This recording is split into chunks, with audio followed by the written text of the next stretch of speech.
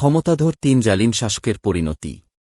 পৃথিবী সৃষ্টির শুরু থেকেই আল্লাহ তাআলা মানুষের প্রতি কিছু বিধিনিষেধ আরোপ করেছেন, যা সর্বযুগে সমানভাবে প্রযোজ্য, যার পরিবর্তন কখনো ঘটেনি। তেমনি মহান সত্তা আল্লাহ তাআলা নিজেও তার ওপর কিছু বিষয় নিষিদ্ধ ও হারাম করেছেন, যার অন্যতম একটি কারো প্রতি জুলুম বা অত্যাচার না করা। এক হাদিসে কুদসিতে আল্লাহ তাআলা বলেন, হে আমার বান্দারা, আমি আমার নিজ সত্তার ওপর অত্যাচারকে হারাম করে নিয়েছি এবং তোমাদের মধ্যেও তা হারাম বলে ঘোষণা করছি। অতএব তোমরা একে অপরের উপর অত্যাচার করো না। মুসলিম হাদিস। এরপরও যারা আল্লাহর বিধান লঙ্ঘন করে অন্যের প্রতি জুলুম করেছে, আল্লাহর শাস্তি তাদের বিন্দুমাত্র ছাড় দেয়নি। ইতিহাসের পাতায় তাদের সেই জুলুম এবং ধৃষ্টতাপূর্ণ আচরণের শাস্তির কথা পরবর্তীদের জন্য সংরক্ষণ করে রাখা হয়েছে। এখানে ক্ষমতাধর তিন অত্যাচারী শাসকের ভয়াবহ শাস্তির কথা তুলে ধরা হল। নমরুদের জুলুম ও তার ভয়াবহ শাস্তি। পৃথিবীর ইতিহাসে আল্লাহর সঙ্গে প্রথম ধৃষ্টতা প্রদর্শনকারী ও নিজ সম্প্রদায়ের প্রতি চরম অত্যাচারী হিসেবে পরিচিত ছিল নমরুদ। আল্লাহকে নিঃশেষ করার জন্য আসমান অভিমুখে টাওয়ার নির্মাণ এবং নিজেকে প্রভু দাবি করার দুঃসাহস করেছে এই জালিম। দীর্ঘ 400 বছরের শাসনামলে সে পৃথিবীতে ঔদ্ধত্য প্রদর্শন করেছিল চরম পর্যায়ে।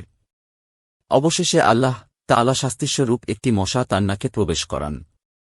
মশার অসহ্যকর জ্বালাযন্ত্রণা থেকে নিজেকে বাঁচাতে মাথায় হাতুড়ি দিয়ে আঘাত পর্যন্ত করে, কিন্তু এতেও তার শেষ রক্ষা হয়নি, বরং শাস্তির মাত্রা আরও বহুগুণ বেড়েছে। ঈর্ষাদ হয়েছে, তুমি কি ওই ব্যক্তির অবস্থা চিন্তা করনি, যাকে আল্লাহ রাজত্ব দান করার কারণে সে নিজ প্রতিপালকের অস্তিত্ব সম্পর্কে ইব্রাহিমের সঙ্গে বিতর্কে লিপ্ত হয়। যখন ইব্রাহিম বলল, তিনি আমার প্রতিপালক, যিনি জীবনও দান করেন এবং মৃত্যু ঘটান, তখন সে বলল, আমিও তো জীবন দান করি ও মৃত্যু ঘটাই। ইব্রাহিম বলল, আচ্ছা, আল্লাহ তো সূর্যকে পূর্ব থেকে উদিত করেন, তুমি তা পশ্চিম থেকে উদিত করো তো। এ কথায় সেই কাফির নিরুত্তর হয়ে গেল। আর আল্লাহ এরূপ জালিমদের হেদায়েত করেন না। সূরা বাকারা 2 নাম্বার। ফেরাউনের ঔদ্ধত্য ও প্রভু দাবি। মূসা আদম আলাইহে সালাম ও তার সম্প্রদায়ের উপর ফেরাউনের উদ্ধত আচরণ এবং নিষ্ঠুর অত্যাচারের কথা কি না জানে? স্বয়ং আল্লাহ তাআলা পবিত্র কোরআনে তার অত্যাচারের চিত্র এভাবে তুলে ধরেছেন, ফেরাউন জমিনে ঔদ্ধত্য প্রদর্শন করেছিল এবং সে তার অধিবাসীদের বিভিন্ন দলে বিভক্ত করেছিল। তাদের একটি শ্রেণীকে সে অত্যন্ত দুর্বল করে রেখেছিল, যাদের পুত্রদের সে জবেহ করত ও নারীদের জীবিত রাখত। প্রকৃতপক্ষে সে ছিল বিপর্যয় সৃষ্টিকারী। সূরা কাসাস। তার উদ্ধত আচরণের মাত্রা এত বেশি ছিল যে একবার নিজ সম্প্রদায়ের কাছে নিজেকে শ্রেষ্ঠ প্রতিপালক দাবি করে বসল।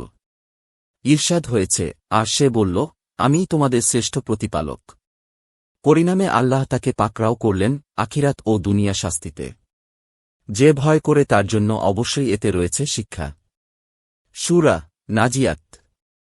নিজ সম্প্রদায়ের উপর সীমাহীন অত্যাচার এবং প্রভু দাবি করায় আল্লাহ তাআলা তাকে এত কঠিন শাস্তি দিলেন যে পৃথিবীর মানুষের জন্য তা বিরাট এক শিক্ষণীয় উদাহরণ হয়ে আছে।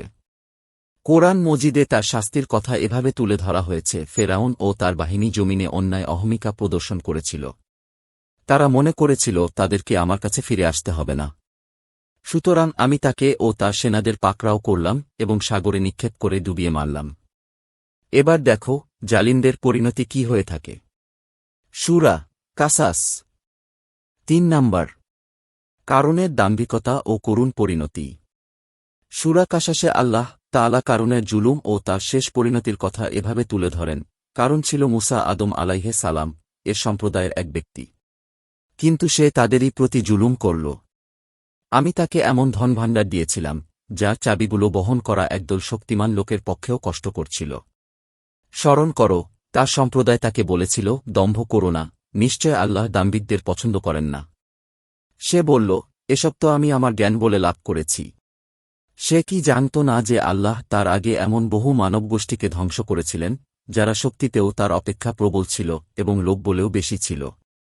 অপরাধীদের তাদের অপরাধ সম্পর্কে জিজ্ঞেসও করা হয় না। পরিণামে আমি তাকে তার প্রাসাদসহ ভূগর্ভে ধসিয়ে দিলাম। তার সপক্ষে এমন কোনো দল ছিল না, যারা আল্লাহর শাস্তি থেকে তাকে সাহায্য করতে পারত, এবং সে নিজেও পারল না আত্মরক্ষা করতে। ওই পরকালীন নিবাস তো আমি সেই সব লোকের জন্যই নির্ধারণ করব, যারা পৃথিবীতে ঔদ্ধত্য দেখাতে ও ফাসাদ সৃষ্টি করতে চায় না। শেষ পরিণাম তো মুত্তাকিদেরই অনুকূল থাকবে। সূরা কাসাস।